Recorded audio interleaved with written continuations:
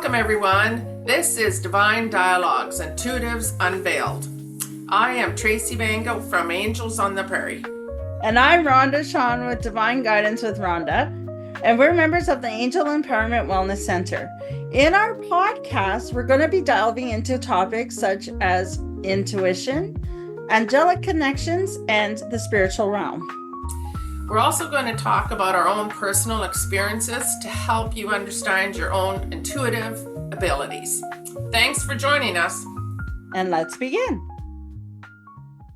Hello, everybody. This week, our topic is going to be on clearing and the importance of it, of not only for our physical body, but also for our energetically body, spiritual body, and just the importance of it.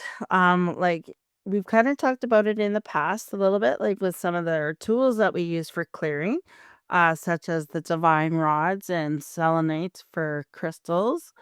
And this time Tracy's gonna pull a card for us to see what the divine wants you to know about clearing. So Tracy? Yeah, let's see what the teams, what the collective to know for their greater good for this moment in time. Pipe ceremony, prayer. So right away, they're talking about asking. Ask. So apparently we're gonna get a lesson in how to ask. Okay, so yes, if you're religious and you believe in prayer, absolutely, that's how you ask. That's fantastic. But not everybody believes that way. And I will tell you, sorry. Okay, so apparently we're talking about a couple different ways of asking, first off, when you're asking for self, so I'm going to share with you how I ask, and it's simple. And I repeat this to people of saying I'm late for the dentist. I live out in the country and I have to get into the middle of my dentist is downtown. So I go, okay, team, I'm late. So please, I'm asking for safe trip, green lights, and parking right in front of the dentist. And thank you very much. Always in gratitude. So they're saying be specific, what you would like, and then just ask and let it go. And I'll tell you every time I make it. And there's parking in front. And I'm always thanking them for that. But for whatever reason, they brought up about asking for others. So this is interesting because it kind of threw me a little bit because I don't usually, that's not something we always talk about, but they're saying when you're asking for others, now always remember, let's say if I ask for something and I'm going to say for Rhonda, okay? So I can ask for Rhonda when she leaves for school tomorrow, she's going to have an easy trip, find excellent parking, and she'll be there with lots of time to spare. Thank you. But it's up to Rhonda. It's her decision. And she doesn't, obviously she knows right now I'm asking that.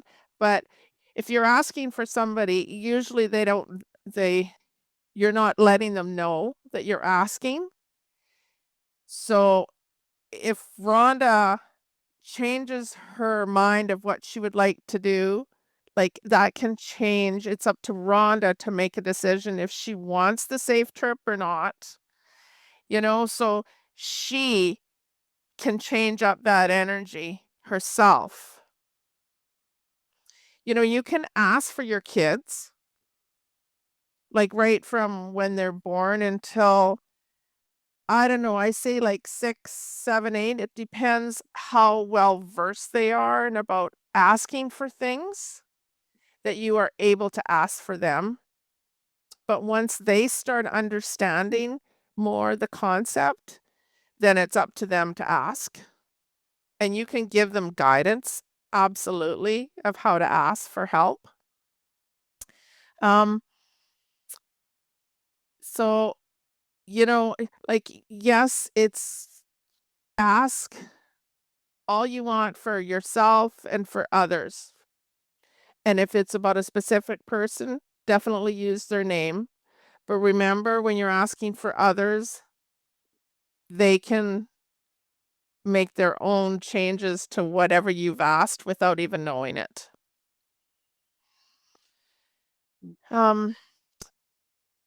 So anyways, prayer and clearing. Sorry, I'm just seeing if there's other things that they would like to bring in. And see, there's many different ways that we can do clearing. So, and it's as simple of asking again. So personally, when I do, let's say for instance, I'm going to do a house clearing, I will use my divining rods, which I'm grabbing to show. Like, these are my divining rods that my husband so lovely makes for me. And that's one way of clearing. I know other cultures will use sage. Some other use cedar. Salt, yeah. It's all depends on your culture, different ways of clearing. So, I don't know a lot, and Rhonda, you can correct me on this, but I know I believe for like personal clearing, like, there's some cultures do pipe for self, and I can use the divining rods again for self cleaning, but I also ask the team to clear me. But there's in this, and I'm talking it's always good, like whether it's a start of a new season, like whether it's spring, it's always good to do some clearing, whether it's even in your home, getting rid of what no longer serves you. So, like, literally decluttering is a good thing. So, I could go on, Rhonda, but here, I'll let you I'll let you talk, okay? So, yes, it's kind of very much like what you said, Tracy, is the clearing is so important because what will happen often, actually, if you don't clear, it prevents you from gaining new stuff. Because just think of it as a container. If we can only have so much in a container, we're unable to bring in new stuff and new energetically. So it is like, so kind of in this season, it's like we kind of are talking about like awakening and new birth and transformation. But in order to have that, you kind of have to declutter both physically and spiritually or energetically, emotionally, so we can get that new thing, so new ideas can pop in. Like, there's been studies, like, you can only hold 7 things before you can actually start doing things. And what I mean by that is, if you think about phone numbers, even though a lot of people don't remember phone numbers anymore, that's how come there's 7 numbers. Is because people, if you don't group things 7 numbers is usually about the maximum people can hold without through memorization. And that's kind of also the same with energetically, is our space can only hold so much. And like I said, the number is 7 for some reason. Now, can mean different things, but the significance of that number is our mind, and we can only focus on certain things. It's like checking off that list. Well, if you're a big to-do list people, which I am, you're not supposed to put more than 7 things on, because you start going into overwhelm. And then as you check things off, you may notice you feel lighter, you feel energetically, your vibration is higher.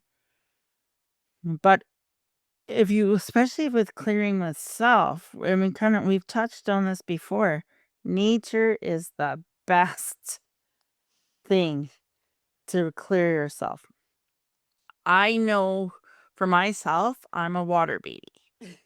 So I love going to the water, being in water, and just clearing that way with the waves and the sounds and everything, because you can hear the kind of tide in and it's tide out. So it's like it's bringing in and it's washing out.